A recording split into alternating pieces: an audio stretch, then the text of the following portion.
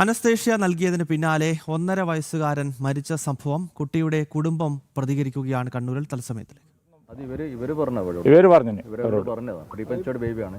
അപ്പോൾ അറ്റ്ലീസ്റ്റ് ഒരു 3 വയസ്സുള്ള കുട്ടിക്ക് മാത്രമേ ഇവിടെ അനസ്തേഷ്യ കൊടുക്കുന്നുള്ള എല്ലാ ഡോക്ടർമാരും പറഞ്ഞത് നമ്മളോട്. അപ്പോൾ നമ്മളൊരു കസിനും ഡോക്ടറാണ് ഇവിടെ ഉള്ളത്. അപ്പം 3 വയസ്സുള്ള കുട്ടിക്കെങ്കിലും മിനിമം ചെറിയൊരു ഡോസിലാണ് അനസ്തേഷ്യ കൊടുക്കാറുള്ളൂ പോലും. അപ്പം ഇതിപ്പം പ്രീമെച്യൂർഡ് ബേബിയാണ്, മാത്രമല്ല 1.5 വയസ്സുള്ള ബേബിയാണെന്ന് കാര്യം ഇവർക്കും അറിയാം. പിന്നെ എന്തുകൊണ്ടാണ് ഇങ്ങനെ ഈ ഒരു ഇതിൽ ഡോസിൽ അനസ്തേഷ്യ കൊടുത്തതാണെന്ന് ഞങ്ങളുടെ ചോദ്യം.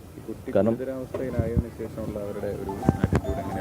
ഇല്ല, അവരെ സൈഡിൽ മാത്രമല്ലേ പറയുന്നുള്ളൂ, അവരുടെ സൈഡിൽ ന്യായം മാത്രമേ പറയുന്നുള്ളൂ. അവർ മറ്റുള്ള ഒന്നും പറയുന്നില്ലല്ലോ.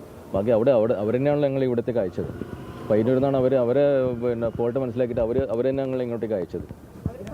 അവർ പറയുന്നത് സ്വാഭാവികമായി ഇങ്ങനെ സംഭവിച്ചത് പിഴവ് സംഭവിച്ചു. കാരണം അവരെ ഭാഗത്തു നിന്നുള്ള കുറച്ച് ഡോസ് കൂടിപ്പോയ കാര്യം അവർ സംഭവിച്ചല്ലോ. നമ്മുടെ അതിൻ്റെ പ്രൂഫും ഉണ്ട്, ഓഡിയോ പ്രൂഫും ഉണ്ട് അതിൻ്റെ. ഒരു ഡോക്ടർക്കെതിരെയാണ് ഇപ്പോൾ കേസെടുത്തിരിക്കുന്നത്. മറ്റ് ഡോക്ടർമാരും ആശുപത്രിയുടെ മാനേജ്മെന്റിനെതിരെയൊക്കെ കേസെടുക്കണമെന്നുള്ള ആവശ്യം കുടുംബത്തിനുണ്ട്. ഇപ്പം ഇതിൽ മെയിനായിട്ടുള്ള പ്രശ്നം എന്ന് പറയുന്നത് ഈ ഒരു 3 വയസ്സ് താഴെയുള്ള ഒരു കുട്ടിക്ക് എന്തിന് നമ്മളെല്ലാ ഡോക്ടറോടും സംസാരിക്കുമ്പോൾ അത്രയ്ക്ക് എമർജൻസി എന്തായിരുന്നു എന്നുള്ളതാണ്. അനസ്തേഷ്യ കൊടുക്കാനുള്ള ഈ ഒരു ചെറിയ കുട്ടിക്ക് അനസ്തേഷ്യ കൊടുത്ത് ചെയ്യേണ്ട എന്ത് എമർജൻസി ആയിരുന്നു, സിറ്റുവേഷൻ ആയിരുന്നു എവിടെയെന്നുള്ളതാണ് മറ്റു ഡോക്ടർമാരോട് നമ്മൾ സംസാരിക്കുമ്പോൾ കിട്ടുന്നത്. അവിടെ ഇപ്പം നമ്മളിപ്പോൾ ആദ്യം കൺസൾട്ട് ചെയ്യുന്ന പീഡിയാട്രിഷ്യൻ എന്ന് പറയുന്നത്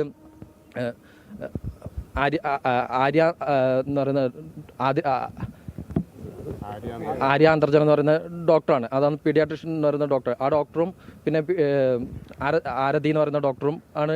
ആശ എന്ന് പറയുന്ന ഡോക്ടറും ആരതി എന്ന് പറയുന്ന ഡോക്ടറുമാണ് പീഡിയാട്രിഷ്യനും പ്ലാസ്റ്റിക് സർജൻ്റെ ഡോക്ടർമാർ ഉണ്ടായിരുന്നത്.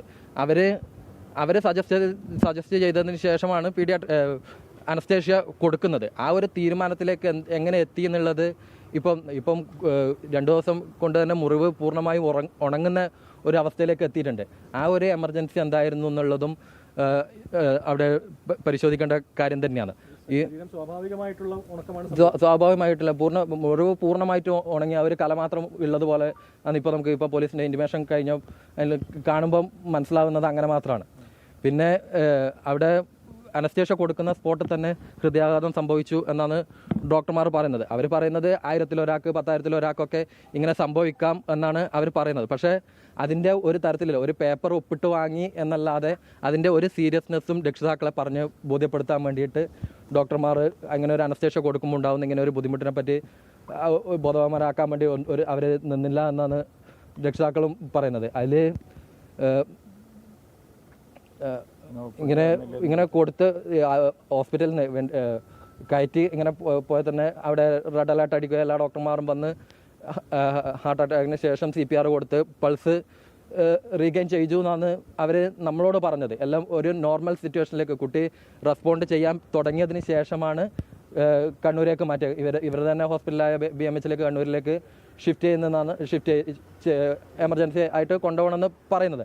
അപ്പോൾ പോലും എന്തുകൊണ്ട് ഇങ്ങനെ സംഭവിച്ചു എന്ന് അച്ഛൻ ഡോക്ടറോട് ചോദിക്കുമ്പോൾ ഡോക്ടർ പറയുന്നത് ഇതിനൊക്കെ കൂടിയാണ് നിങ്ങൾ ഒപ്പിട്ട് തന്നത് എന്നുള്ള ഒരു തികച്ചും എന്താ പറയുക മനുഷ്യത്വരഹിതമായ സംസാരമാണ് അവരെ ഭാഗത്തുനിന്ന് ഉണ്ടായിട്ടുള്ളത്. പിന്നെ ഇവിടെ എത്തി നമ്മൾ ഇവിടെ അഡ്മിറ്റാക്കി ഇവിടെ എത്തിയപ്പോൾ തന്നെ ഡോക്ടർമാർ പറഞ്ഞു കുട്ടിയുടെ അവസ്ഥ നല്ല സീരിയസ് ആണ്. 48 മണിക്കൂർ MRIക്ക് ശേഷമേ എന്തെങ്കിലും പറയാൻ പറ്റും, ബ്രെയിനിൽ എത്രത്തോളം ഡാമേജ് സംഭവിച്ചിട്ടുണ്ട് എന്നുള്ളത് പറയാൻ പറ്റൂ എന്ന് പറഞ്ഞു. നമ്മൾ അവിടെ പയ്യന്നൂർ ഡോക്ടർമാരോട് സംസാരിക്കണം എന്ന് പറഞ്ഞു. അവർ ഒരു തരത്തിലും ഞായറാഴ്ച വൈകുന്നേരമാണ് ഇത് സംഭവം.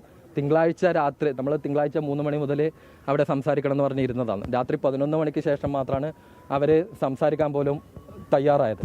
അത് 48 മണിക്കൂർ MRI എടുത്ത ഡോക്ടർ പറഞ്ഞു 75% ബ്രെയിൻ ഡാമേജ് സംഭവിച്ചിട്ടുണ്ടെന്ന് അപ്പോൾ തന്നെ പറഞ്ഞിട്ടുണ്ടായിരുന്നു. പിന്നെ വെന്റിലേറ്ററിലാണ് ഇത്രയും ദിവസം കുട്ടി കഴിഞ്ഞിരുന്നത്. ഇന്നലെ രാത്രിയോടെ വീണ്ടും ഹൃദയാഘാതം സംഭവിക്കുകയും ഉണ്ടായിട്ടുണ്ട്. ആ ഒരു അങ്ങനെയല്ല നമ്മളെ ഇത് പറയുന്ന ഈ ഒരു ചെറിയൊരു മുറിവിൻ്റെ പേരിൽ ഒരു 2 സ്റ്റിച്ച് ചെയ്യേണ്ട ഒരു മുറിവിൻ്റെ ഇതിൽ ഒരു കുട്ടിയുടെ ജീവൻ നഷ്ടപ്പെടുക എന്ന് പറയുന്നത് ഒരു തരത്തിലും ഒരു മെഡിക്കൽ എന്താ പറയുക ഒരു ഡോക്ടർ 1000-ൽ ഒരാൾക്ക് പറ്റുന്ന സംഭവം അൺപ്രെഡിക്റ്റബിൾ സിറ്റുവേഷൻ എന്നൊക്കെ പറഞ്ഞ് ഇത് തള്ളാൻ പറ്റുന്ന ഒരു കാര്യമല്ല. നമുക്ക് ഇങ്ങനെ ഒരു അവസ്ഥ ഇനി ഒരു കുട്ടിക്കും ഉണ്ടാവാൻ പാടില്ല. അവർ എന്തുകൊണ്ട് അങ്ങനെ ഒരു തീരുമാനത്തിലേക്ക് എത്തി? അവരെ ബിസിനസ് താല്പര്യങ്ങളാണോ, അവരെ എന്ത് താല്പര്യങ്ങളാണ് ഇങ്ങനെ ഒരു ഈ സിറ്റുവേഷൻ കോംപ്ലിക്കേറ്റഡ് ആക്കാൻ വേണ്ടി എന്താണ് അവരെ അതിന് പിന്നിൽ പ്രവർത്തിച്ചതെന്ന് നമുക്കറിയില്ല. ഇങ്ങനെ ഒരു ചെറിയൊരു മുറിവിന് പോലും പോകുന്ന ഒരു ഇതിൽ നമ്മൾ ബേബി മെമ്മോറിയലൊക്കെ ചൂസ് ചെയ്യുമ്പോൾ ഏറ്റവും ഏറ്റവും ക്വാളിറ്റിയുള്ള ട്രീറ്റ്മെൻറ്റ് ലഭിക്കുമെന്നുള്ള ഒരു വിശ്വാസത്തിലാണ് നമ്മൾ ഒരു മാതമംഗലം ആശുപത്രി ഇപ്പോൾ 2 സ്റ്റിച്ച് ഇടണം. അവർ കുട്ടി ആയതുകൊണ്ട് നമ്മൾ മാതമംഗലം ബേബി പയ്യനൊരു ഹയർ ഓപ്ഷൻ എന്നുള്ള രീതിയിൽ ബേബി മെമ്മോറിയൽ ചൂസ് ചെയ്യുന്നതാണ്.